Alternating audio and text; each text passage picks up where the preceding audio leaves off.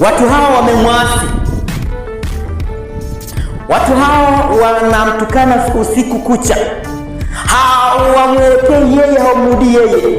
Ndio maana Mungu amekasirika, anasema hivi ya kwamba hawa watu wameniuzi mimi, wameniasi. Ni watu waovu, sio wanawake, sio wanaume. Sasa hivi hakuna mtu ambaye anamkumbuka Mungu. Ndio maana Mungu anasema nikaangalia duniani, baada ya kutazama wanadamu hayupo mwenye akili. Sasa Tanzania ina upendeleo. Kuna neema ambayo Bwana analiangalia jicho. Ndio maana mpaka hivi ninavyoongea ni kwamba mataifa ya Ulaya Mungu haangalii, kwa sababu wamemwasi, wanaabudu mashetani.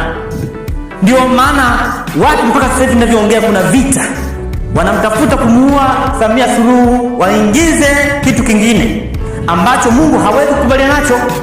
Ndio maana unakuta watu wanamtukana rais huyu, wanajaribu wamuue, wanamtafutia kwa njia nyingi sana, wanamtafutia majambazi wengi mno. Lakini Samia yeye kama yeye hawezi kujilinda, yeye kama yeye, wala jeshi haliwezi kumlinda.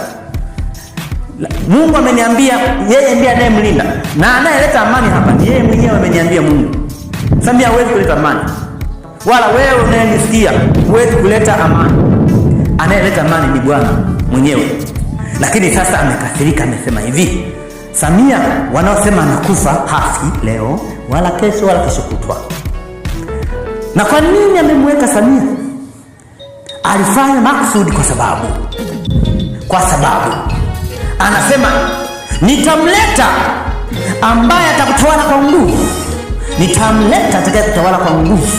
Kwa hiyo kwa kuwa nyinyi wa Tanzania mmemwasi Bwana, basi mavuno ndio haya.